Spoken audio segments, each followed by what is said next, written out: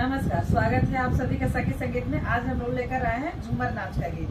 टप टप छुआता पसीनावा हो राजा जेठ के महीनावा। टप टप छुआता पसीनावा हो राजा जेठ के महीनावा।